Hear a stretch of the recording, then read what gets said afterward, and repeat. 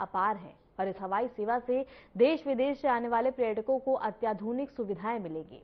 इससे प्रदेश के पर्यटन उद्योग और स्थानीय अर्थव्यवस्था को भी मजबूती मिलेगी। पीएम हवाई पर्यटन हेलीकॉप्टर सेवा के तहत उज्जैन, पंचमढ़ी, ओंकारेश्वर और सांची जैसे प्रमुख धार्मिक एवं ऐतिहासिक स्थलों तक हवाई यात्रा की सुविधा उपलब्ध कराई जाएगी। स्थापना दिवस के इस अवसर पर भोपाल में आयोजित कार्यक्रम में पर्यटन विभाग की विकास झांकियां और सांस्कृतिक प्रस्तुतियां भी आकर्षण का केंद्र रहीं। और इसके साथ ही बता दें कि सीएम ने शुरू की हवाई सेवा, जहां पर्यटन को नई उड़ान मिलती हुई नजर आई है। स्थापना दिवस पर बड़ी पहल देखने को मिली है। धार्मिक स्थलों तक हवाई सुविधा अब उपलब्ध करवाई जाएगी। प्रदेश पर्यटन को नई रफ्तार मिलती हुई नजर आई है। भोपाल में इसका शुभारंभ किया गया। आर्थिक विकास को इससे बल मिलता हुआ नजर आएगा।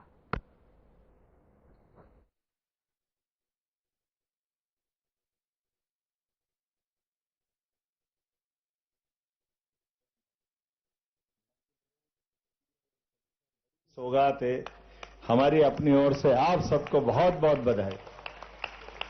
मंच पर विराजमान माननीय मंत्री कल्चर डिपार्टमेंट, संस्कृति और पर्यटन श्रीमान धर्मेंद्र सिंह लोधी जी, हमारी मंत्री श्रीमती कृष्णा गौर जी, माननीय विधायक पूर्व प्रोटेम स्पीकर श्रीमान रामेश्वर शर्मा जी, माननीय विधायक श्रीमान भगवान दास सबनानी जी, माननीय विधायक श्रीमान विष्णु खत्री जी, एक और विधायक हमारे सिंगरौली के हैं माननीय विधायक राजेंद्र मेश्राम जी, रामनिवास मेश्राम जी।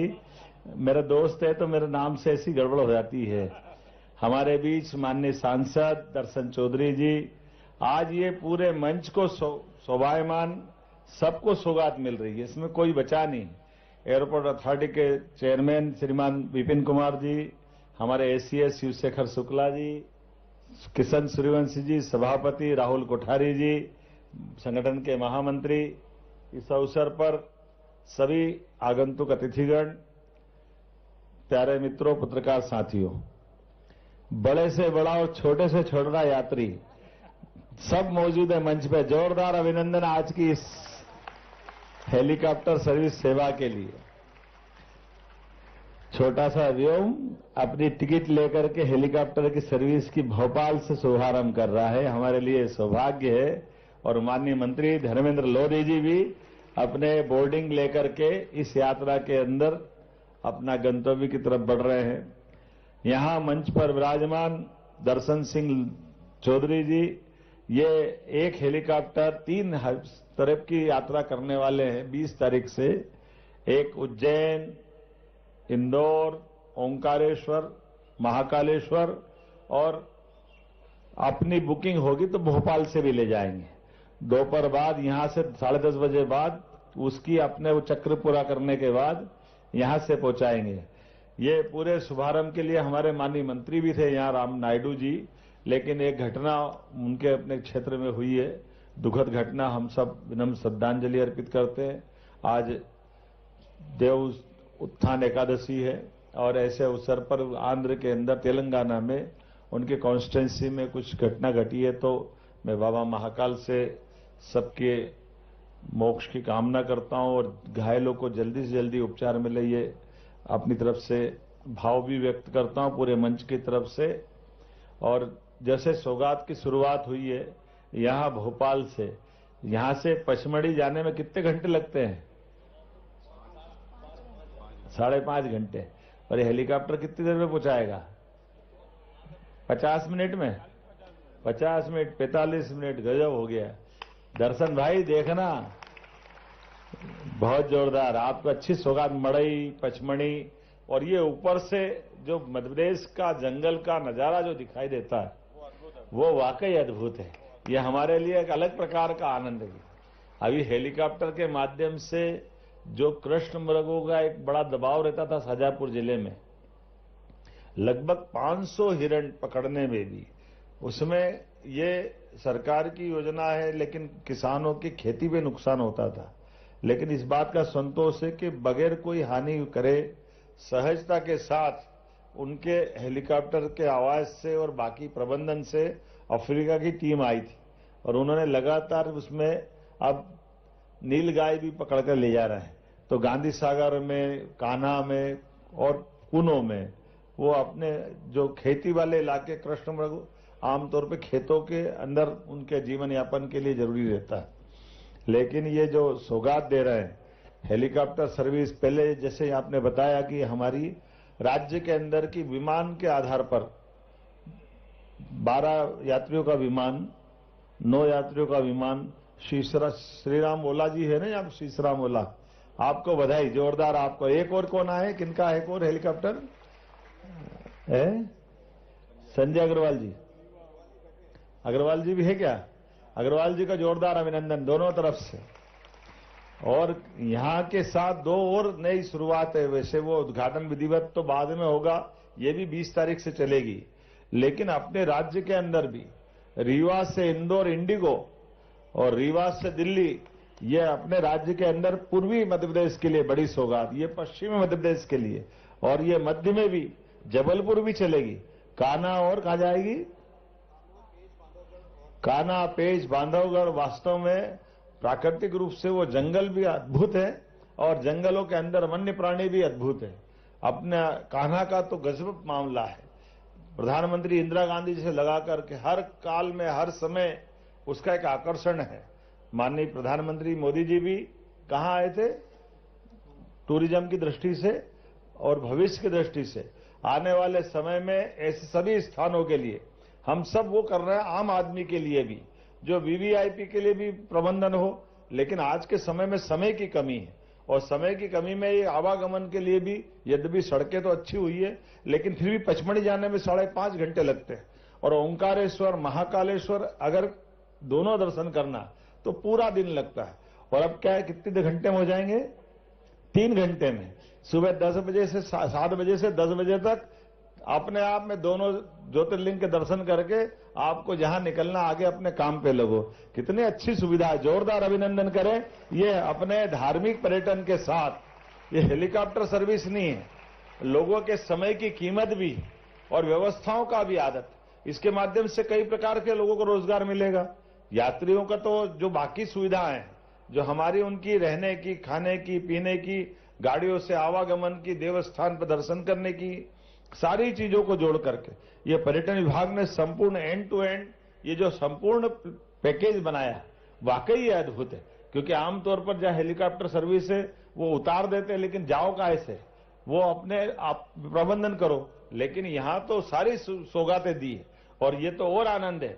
अभी शुरुआत होने तक अब बाबा महाकाल के लिए भी हमारा वहां बिल्कुल पास में एक हेलीपैड बनाया है, जिस हेलीपैड के माध्यम से महाकाल की दूरी और कम हो गई।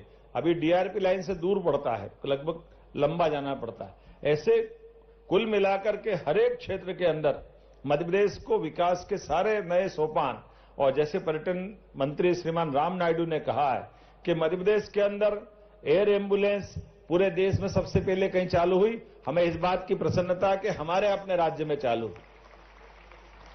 यशस्वी प्रधानमंत्री के नाम पर ये एयर एम्बुलेंस भी चालू की है, तो इसके पीछे भाव ही है कि हाँ, हमारे अपने राज्य के अंदर भौगोलिक रूप से मध्य प्रदेश बहुत बड़ा है। ऐसे में किसी की कोई कष्ट आ जाए, जान पे बना है, तो हॉस्पिटल में एडमिट हो या दुर्घटना हो जाए तो उसको तुरंत लिफ्ट कराएं। मुझे ध्यान में है, हमारी सरकार बनी थी और हरदा में आग लग गई। हरदा में आग लगने के कारण से वहां से लोगों को लाना, तो हरदा से भोपाल आओ, इंदौर आओ, नर्मदापुरम आए, 3-4 घंटे से कम कहीं नहीं लग रहा, 4 घंटे, 4.5 घंटे। ऐसे में घटना में जले हुए लोग, घायल लोग, बड़ी चुनौती थी। लगभग हमने एम्बुलेंस तो लगभग बड़ी संख्या में पहुंचा दी, लेकिन अब इस मार्ग का क्या करें? तभी हमको ध्यान में आया कि ये हर एक स्थान पर, तो इसका परिणाम निकला कि कई यात्रियों का लगभग देश के अंदर हमारा आदर्श उदाहरण है, जिसमें हमने कई लोगों की जान बचाई। बड़े पैमाने पर इस एयर एम्बुलेंस का लाभ लेकर के हमारे गरीब से गरीब आदमी की, अब एक एयर एम्बुलेंस, उदाहरण के लिए हम अगर दिल्ली बंबई पहुंचाते तो प्राइवेट सेक्टर के लिए 7 से 8 लाख रुपया किराया लगता है, लेकिन हमने कहा कि गरीब आदमी के लिए केवल आयुष्मान कार्ड हो, सारा पैसा सरकार देगी।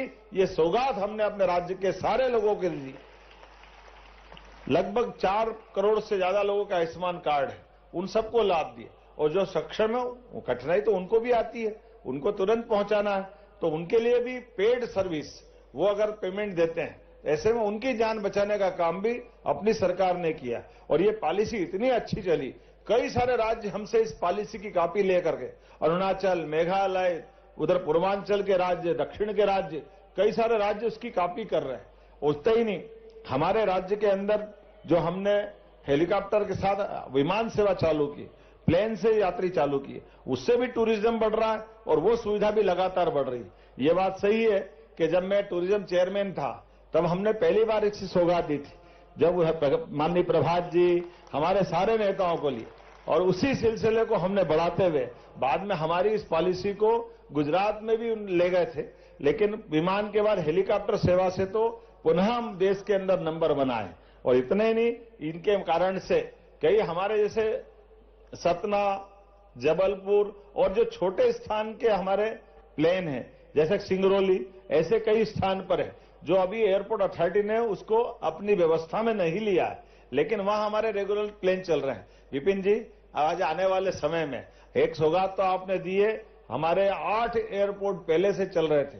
हमारी सरकार के बनने के बाद हमने सिंगरौली, रीवा और दतिया 3 एयरपोर्ट चालू किए। जोरदार अभिनंदन करें, ये 3 एयरपोर्ट अथॉरिटी के माध्यम से तीनों जगह संचालन हो रहा है। और रीवा जैसी जगह में तो सोच नहीं सकते थे, लेकिन रीवा आज हमारा बदलते दौर में बहुत तेजी से बढ़ने वाला एक नगर बना है। ऐसे में हम समग्र रूप से सोच के चल रहे हैं। और जबलपुर के लिए भी माननीय प्रधानमंत्री मोदी जी ने जबलपुर और ग्वालियर वाकई अद्भुत, ये तो सौगात तो ये भी उन्हीं की है। और ये एयरपोर्ट की जो रचना बनाते हैं, ये भी कितनी अच्छी रचना बनाते हैं। ये ऊपर से उड़ते हुए प्लेन और हेलीकॉप्टर से ऐसा लगता है बड़ा कछुआ बैठा है। ये अपने आप में रचना भी स्थानीय नगर की विशेषता के साथ जोड़ के बनाते हैं, जिसके आधार पर भोपाल का तालाब तो अपनी जगह है, लेकिन इसकी प्लान डिजाइन इतनी बढ़िया है कि ऊपर से लगता है कि वाकई ये कछुए की आकृति। ये जो अपनी वर्तमान में वास्तुशिल्प के इतने अच्छे उदाहरण है हर एक स्थान पर। तो मैं मान के चलता हूं जब हमारा उज्जैन का बनेगा तो महाकाल की कृति बनाना, ताकि उससे मिलता जुलता बनेगा। हमारे लिए तो अपने लिए इसी प्रकार की चीजों को बनाने की जरूरत है, ताकि हवा से भी देखे और नीचे मैदान का आनंद तो ले से ही, आप जब आता तो भाव से प्रवेश करता है। जैसे इन सारी चीजों को जोड़कर देखने का आनंद भी अलग है। लेकिन आज के इस अवसर पर जोरदार अभिनंदन माननीय प्रधानमंत्री जी के माध्यम से करें, जिनके शासन काल में डबल एयरपोर्ट हो गए। जितने एयरपोर्ट 2014 तक थे 1947 के बाद से, उसके बाद केवल 11 साल में डबल हो गए। और डबल से ज्यादा कई देशों के लिए मैं इंग्लैंड गया था जब टूरिज्म का चेयरमैन था, उस समय से लेकर आज तक। अब तो ये बड़ा आश्चर्य लगता बताने के लिए, इंग्लैंड जैसी जगह पे हीथ्रो हवाई अड्डे का विकल्प दूसरा बन जाए। जैसे अपने यहाँ भी लोकतंत्र का आनंद है, यहां बने, वहां बने, ये बने, वो बने, लेकिन भारत कितनी तेज गति से आगे बढ़ रहा है, उनका डिसाइड नहीं हो रहा 10, 12, 15 साल से कि कहां बनेगा। एक ही एयरपोर्ट पे भयानक प्लेन का लोड है, लेकिन हमारे अकेले दिल्ली जैसी जगह पर T1, T2, T3 सफदरजंग तो पहले से हाई, वो जेवर अलग बन के तैयार हो गए। अब तो विमान इतने नहीं जितने एयरपोर्ट हमारे पास है। इतना प्रबंधन जो तेज गति से हो रहा है, वाकई ये अद्भुत है। मैं अपनी ओर से एक बार फिर इस नई सौगात के लिए बधाई देता हूं। और खास करके मध्य प्रदेश तो देश का दिल है, और देश के दिल को ऊपर से प्राकृतिक रूप से सौंदर्य का आनंद लेने के लिए जिस प्रकार से सौगात दी है, पुनः अपनी ओर से मंच को बधाई देता हूं।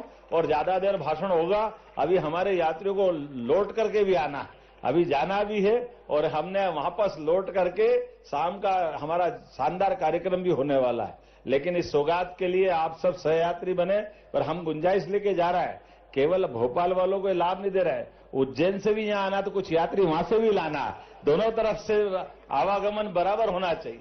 वहां के भी जनप्रतिनिधि आए, यहाँ के जनप्रतिनिधि भी वहां जाए, ये रचना अद्भुत बनाई है। तो ये लेन देन बराबर होना चाहिए। मेरी अपनी ओर से पुनः इस अच्छे आयोजन के लिए एयरपोर्ट अथॉरिटी का भी धन्यवाद, टूरिज्म मिनिस्ट्री और टूरिज्म कल्चर के सभी अधिकारियों का धन्यवाद। और उम्मीद करेंगे ये जो सौगातें बढ़ रही है, अभी एक हवाई जहाज जबलपुर भी जाने वाला है ना। जबलपुर वाले के लिए मान के चले कि जबलपुर वाले भी बैठे हैं यहाँ पे, सिंगरौली की तरफ से जोरदार अभिनंदन आप ही क्या कर देते।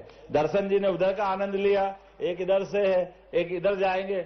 समग्र रूप से पूरा अंचल हमारा एक विंध्य का, महाकौशल का पूरा बेल्ट हो जाता है, एक हमारा अपना नर्मदापुरम वाला बेल्ट हो जाएगा, एक मालवा कवर करते हैं। ये समग्र रूप से एक तरह से एक छतरी बन रही।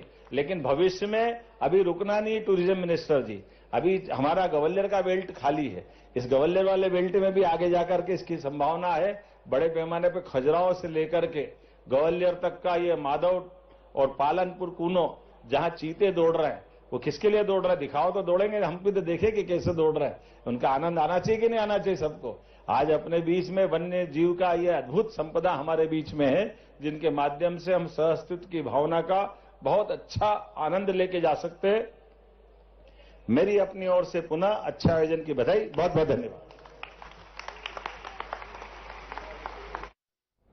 मध्य प्रदेश के मुख्यमंत्री डॉक्टर मोहन यादव ने राज्य के 70वें स्थापना दिवस के अवसर पर भोपाल में आयोजित विकास प्रदर्शनी का शुभारंभ किया। इस अवसर पर मुख्यमंत्री ने प्रदेश की उपलब्धियों और 7 दशकों की विकास यात्रा को गौरवपूर्ण बताया। विकास प्रदर्शनी में राज्य के कृषि, उद्योग, स्वास्थ्य, शिक्षा, पर्यटन और बुनियादी ढांचे के क्षेत्र में हुई प्रगति को विशेष रूप से दर्शाया गया।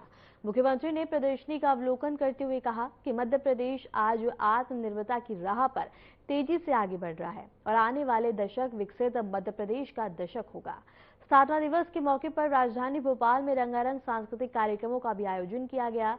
पूरे प्रदेश में आज उत्सव का माहौल है। सरकारी भवनों को सजाया गया है और विकास उपलब्धियों को प्रदर्शित करने वाले कार्यक्रमों का सिलसिला जारी है।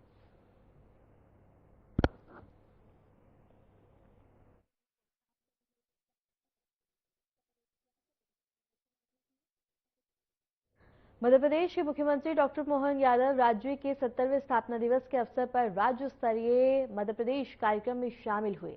राजधानी भोपाल में आयोजित इस भव्य समारोह में प्रदेश की विकास यात्रा, सांस्कृतिक विरासत और उपलब्धियों को विशेष रूप से प्रस्तुत किया गया। कार्यक्रम के दौरान मुख्यमंत्री मोहन यादव ने कहा कि मध्य प्रदेश ने 7 दशकों में विकास की नई ऊंचाइयां हासिल की हैं।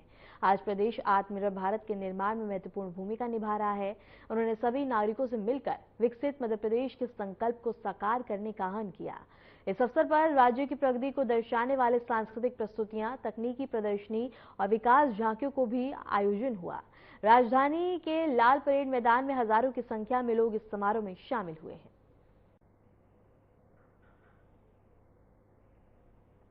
और इसके साथ ही बता दें कि भोपाल में सांस्कृतिक झांकियां देखने को मिली हैं और इसके साथ ही बता दें कि मध्य प्रदेश में कार्यक्रम का आयोजन किया गया, जहां तमाम प्रकार की प्रस्तुतियां पेश की गईं और इसके साथ ही यहां स्थानीय लोगों ने बढ़ चढ़कर हिस्सा लिया। कार्यक्रम में बता दें कि 70वें स्थापना दिवस का उत्सव अब चारों ओर देखने को मिल रहा है और इस दौरान बता दें कि कई कार्यक्रमों का आयोजन भी किया जा रहा है। भोपाल में सांस्कृतिक झलकियां देखने को मिली हैं और इस दौरान कई बता दें कि प्रस्तुतियां भी पेश की गई।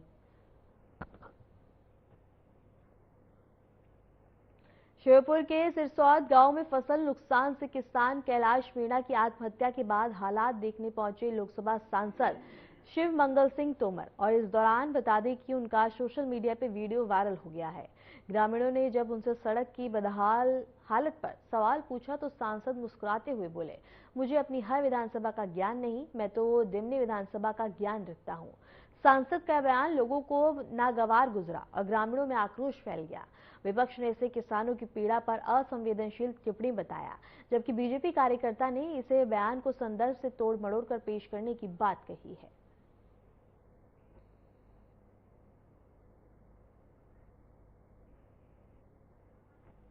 और इसके साथ ही बता दें कि आरोप प्रत्यारोप का दौर देखने को मिल रहा है। यहाँ बता दें कि विपक्ष की ओर से सांसद बता दें कि यहाँ मिलने पहुंचे थे, जहां किसान ने आत्महत्या करने के बाद बता दें कि सांसद यहां हालात जानने और उनके परिवार वालों से मिलने पहुंचे, जिस दौरान बता दें कि थोड़ा सा ग्रामीणों में आक्रोश देखने को मिला, क्योंकि बदहाल सड़कों और अन्य चीजों को लेकर सांसद से जब पूछा गया तो सांसद ने कहा कि मुझे यहाँ का ज्ञान नहीं, मुझे अपनी विधानसभा क्षेत्र का ज्ञान है, जो कि वीडियो सोशल मीडिया पे तेजी से वायरल हो गया। उनसे सवाल पूछा तो सांसद मुस्कुराते हुए बोले, मुझे अपनी हर विधानसभा का ज्ञान नहीं है, मैं तो अपनी विधानसभा का ज्ञान रखता हूँ। सांसद का बयान अब काफी ज्यादा सुर्खियां बटोर रहा है। लोगों को ये नागवार गुजरा और ग्रामीणों में आक्रोश फैल गया। विपक्ष ने इसे किसानों की पीड़ा पर असंवेदनशील टिप्पणी बताया, जबकि बीजेपी कार्यकर्ता ने इस बयान को तोड़ मड़ोड़ कर पेश करने की बात कही है।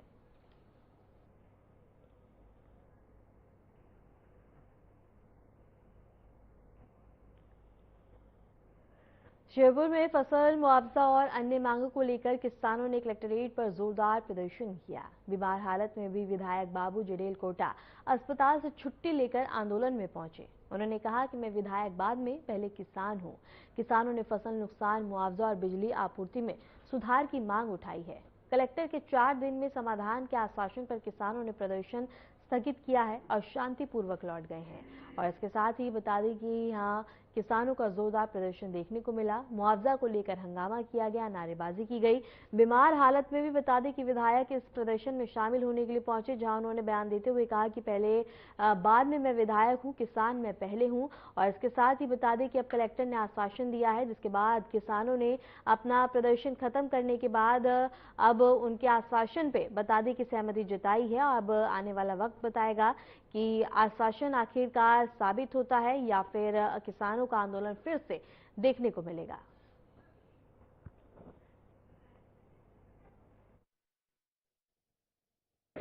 मैंने गांव-गांव घूमा है, 100% धान का नुकसान है। कलेक्टर साहब ने नुकसान 100% माना है, 50 के ऊपर भी माना है। कोई खेत ऐसे हैं जिसमें 33-30% भी माना है। और मैंने भी देखा है, वास्तव में 30% वाले भी किसान है, कुछ खेत 50% के ऊपर भी है और 100% भी है। किसी किसानों का एक सोटपा का माली समाज का किसान है, उसका 8 बिट अपने खलियान से नदी में नाले में बह गया पूरा टोटल, तो वो 100 के ऊपर भी है। ऐसे भी किसान है। हमें 4 दिन का आश्वासन दिया है और कलेक्टर साहब ने 100% को भी माना है, 50 को भी माना है। प्रस्ताव भेजने के लिए हमको आश्वासन दिया है कि 4 दिन में सर्वे होने के बाद में हम कलेक्टर साहब सरकार को प्रस्ताव भेजेंगे। और लाइट का बिल माफ करने की हमारी घोषणा है, उसमें भी हमको आश्वासन दिया कि लाइट का बिल भी हम माफ करेंगे। उज्जैन के प्रसिद्ध महाकालेश्वर ज्योतिर्लिंग मंदिर में इस वक्त भस्म आरती का दिव्य आयोजन चल रहा है। तड़के ब्रह्म मुहूर्त में होने वाली यह आरती भगवान महाकाल के श्रृंगार और पूजन का सबसे विशेष अनुष्ठान माना जाता है। भक्तों की भारी भीड़ आरती के दर्शन के लिए मंदिर परिसर में जुटी है। नगाड़ों और शंख ध्वनि के बीच जब पुजारी भस्म से भगवान महाकाल का अभिषेक करते हैं तो पूरा माहौल आस्था और श्रद्धा से भर जाता है। महाकाल की इस भस्म आरती को देखने के लिए देश विदेश से श्रद्धालु उज्जैन पहुंचते हैं। माना जाता है कि इस आरती के दर्शन मात्र से सभी पाप नष्ट हो जाते हैं और मनोकामनाएं पूर्ण होती हैं। उज्जैन से एक खबर हम आपको बता रहे हैं, जहां महाकालेश्वर मंदिर में बता दें कि दिव्य नजारा देखने को मिला है। भस्म आरती में बता दें कि श्रद्धालुओं की भारी भीड़ जुटी है और आस्था में पूरा उज्जैन शहर डूबता हुआ नजर आया है। यहाँ बता दें कि देश विदेश से श्रद्धालु पहुंचते हैं और भस्म आरती से महाकाल का बता दें कि अभिषेक, और इस दौरान बता दें कि चारों ओर भक्तिमय माहौल देखने को मिलता है, जहां श्रद्धालुओं में काफी ज्यादा आस्था और श्रद्धा देखने को मिलती है और पूरी उज्जैन नगरी बता दें कि आस्था में डूबी हुई नजर आती है।